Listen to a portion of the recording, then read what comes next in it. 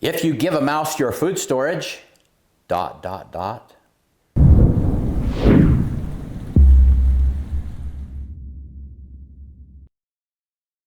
Provident Preppers, I'm Jonathan. And I'm Kylene, and today we are going to take you back to story time.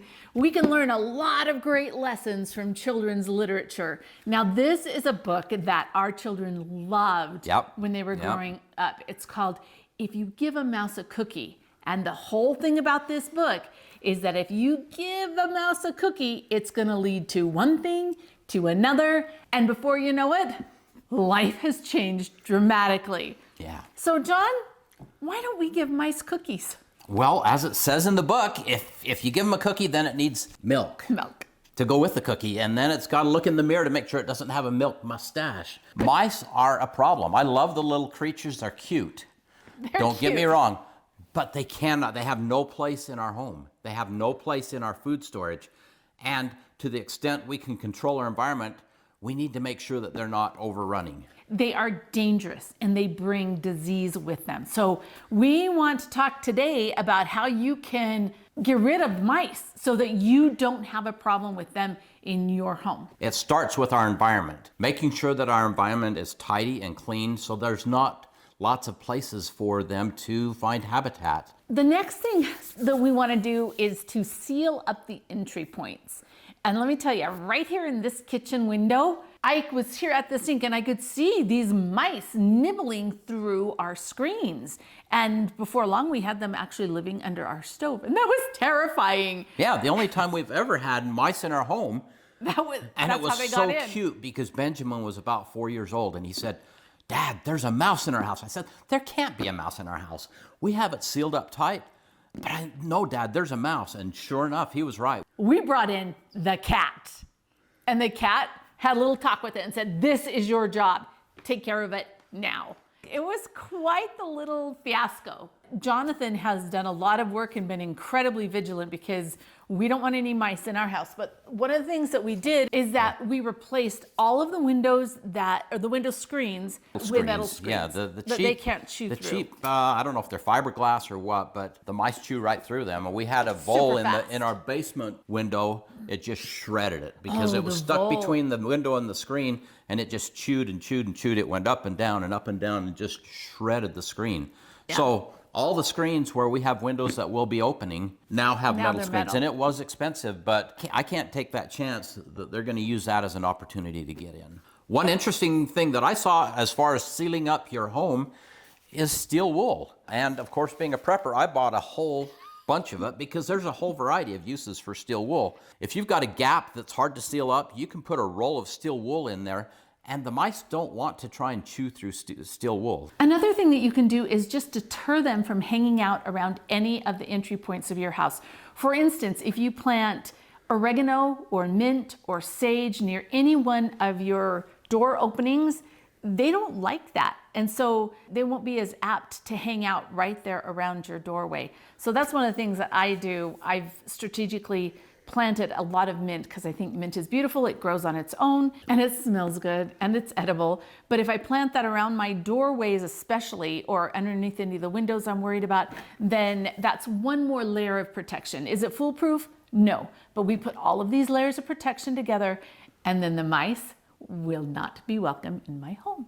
Then number 3 is actually to keep your doors closed. This is something that John harbors on a lot. In fact, all of the exit doors to our house have automatic closers. It's really important to keep those doors closed because all it has to be is just ajar just a little bit and you are welcoming in the little creatures. And we have grandkids and they are sometimes not careful about it. We also have winds here, and sometimes the wind, we think it's closed, but the wind blows it back open again. Now let's talk about number 4. So as a mom, and a grandma, my job is to feed everybody and make sure that they are very well taken care of.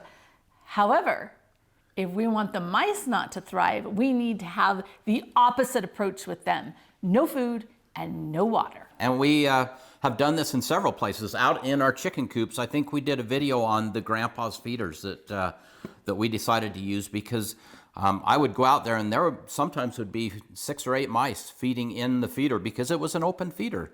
Now we have these feeders, the chickens step on them, they get their food.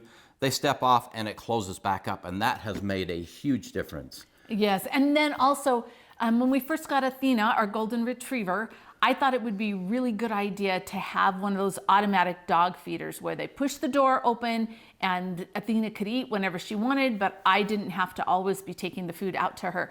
And what I realized is within, I don't know, maybe like 4 months after doing it, we had this infestation out here in our kitchen garden of mice, and we never had mice out there before. And so I was kind of going a little bit crazy until one day when I went out there, I saw the mice going in and out of the feeder. And so obviously we got rid of that, and now I just have to feed Athena twice a day. You cannot leave any food out like that. It's just like welcoming them. And number 5 is our cats. They are probably actually our number 1 line of defense. They do such an excellent job, and we want wild cats. We don't want little tame house cats. These cats don't come in the house at all because I'm allergic. Yeah. And I don't like cats that much, but I love what they do. I love their functionality, and those cats do an amazing job of patrolling. Point number 6 is baits and traps. This is kind of what we have to have, and this is our kit. So we'll talk about some of the weapons and my opinion and Mama's opinion on them, because we differ. So let's start right here. These are bait stations, and they definitely have their place, all the way from these big ones down to these little ones, and they take these bait blocks. You put those in, the mice come in, they get them. They eat them, and it makes them sick and die. So now there is one problem with the bait stations, and that's the risk of secondary poisoning. And secondary poisoning is when your target, your first poisoning would have been the mouse, right? But because the chicken ate the mouse, the chicken dies too. Is that kind of like if you give a mouse a cookie? Okay, anyway, so we digress. We want to avoid secondary poisoning because we don't want our cats or our dogs or anybody else to get sick because they ate a mouse. And this is a kind of a novel idea, and you line this interior here with some peanut butter and some nuts and things. And so this mouse comes up here, comes in here, and then this flips up. They fall in. Now this can either be a live trap, because you can just leave the bucket empty, leave it as a live trap, and then you've got mice in a bucket. What are you going to do with them? Are you going to make it somebody else's problem? Don't bring them to my house. Or it can be a lethal trap, because you can put water in there and then they fall in the water and drown.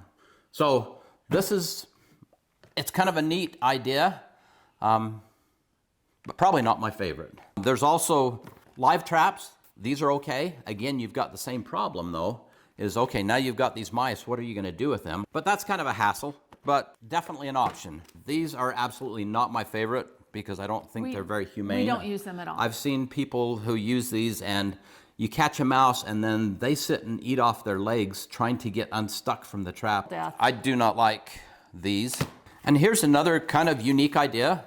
You can use Jiffy corn muffin mix and add a little more baking soda to it. Put that out in a place where the mice will eat it. Mice don't have the ability to pass gas or belch, and so this baking soda creates gas in them, and they don't have any way to deal with it, so it kills them. Again, this doesn't seem super humane to me, but it is an option. And the thing about this is that it's not going to kill my cat. It's not going to kill my dog. That's true. It's not putting quote unquote poison anywhere. And so if you are concerned about things like that, this might be a good way to get rid of the mice. And then of course there are the old snap traps. And actually this is my favorite, not her favorite. Not my favorite. But this is my favorite because it's quick. It snaps them. They probably barely feel it, and then they're gone. And then you know that you've got them because they're in that trap. And she doesn't like the aspect of having a dead mouse in a trap to deal with. There have been times when, like, the cats will get into the chicken coop and they'll haul the trap and the mouse away. Yeah. And so there's mouse traps sitting everywhere. Yeah. But they're dead mice. Yes, they are dead mice.